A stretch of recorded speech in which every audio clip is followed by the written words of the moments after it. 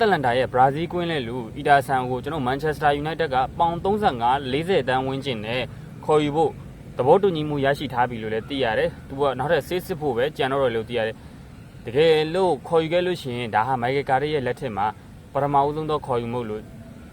ယူဆကြတယ်။ပရိသတ်တွေအကုန်လုံးကတော့အားလုံးပဲမင်္ဂလာပါယူနိုက်တက်မြန်မာကနေကျွန်တော်ကြိုဆိုပါတယ်။နောက်တစ်ခုကတော့ကျွန်တော်ဘရူနိုဖာနန်ဒက်အကြောင်းပါဘရူနိုဖာနန်ဒက်ဟာဆိုရင်တော့ဒီ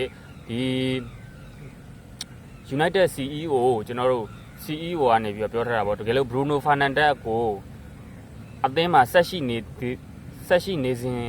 ပြောမှဆိုအသင်းမှာဆက်ပြီးတော့နေစေခြင်းနဲ့ဆိုတဲ့အကြောင်းပေါ့ဗျာနေစေခြင်းသေးတယ်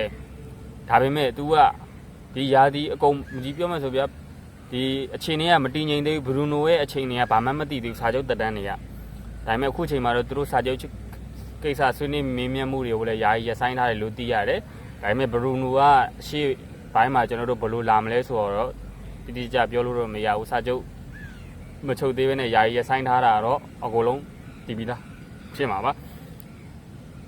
ဘရူနိုဖိုင်နယ်ဟာကျွန်တော်တို့ပြီးခဲ့တဲ့ရာသီတုန်းက assist 22ကြိမ်နဲ့ကျွန်တော်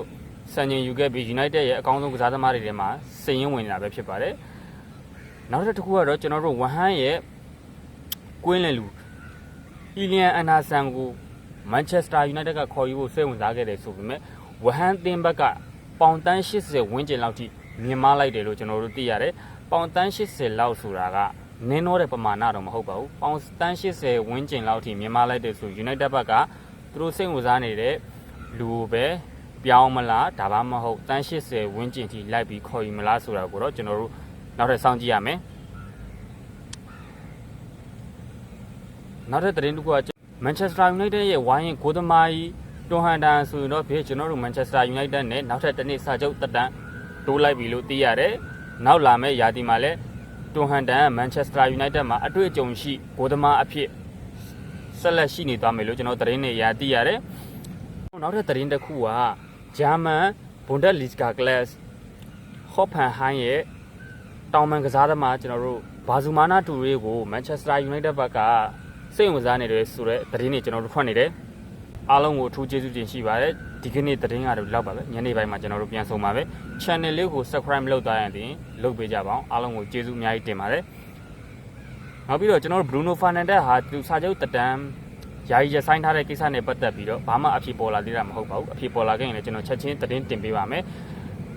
ကျွန်တော်ထင်တာကတော့ Bruno Fernandes ကမထွက်တော့ဘူးလို့တော့ထင်တာပဲမထွက်ဘူးဆိုတာထက်မထွက်စေချင်ပါဘူးစာချုပ်တက်တန်းနောက်ထပ်တိုးတင်တယ်သူ့အနေနဲ့လည်း Manchester United နဲ့ confirm ဖြစ်နေတဲ့အချိန်မှာအကုန်လုံးအဆင်ပြေချောမွေ့နေတဲ့အချိန်မှာထွက်တာမျိုးတော့မလို့စေချင်ပါဘူးအဲဒါကြောင့်နောက်ထပ်စာချုပ်တစ်ထပ်ချုပ်ဖို့ရှိတယ်လို့တော့ကျွန်တော်အနေနဲ့ယူဆပါတယ်ဘယ်လိုပဲနေနေအားလုံးကျေးဇူးထူးတင်ရှိပါတယ်ကျွန်တော်တို့နောက်ထပ်သတင်းပတ်တွေမှာထပ်ပြီးဆုံတွေ့ကြရအောင်မယ် channel လေးကို subscribe လုပ်ရတဲ့လုပ်သွားပေးကြပါအောင် like and follow လည်းလုပ်သွားပေးကြပါအောင်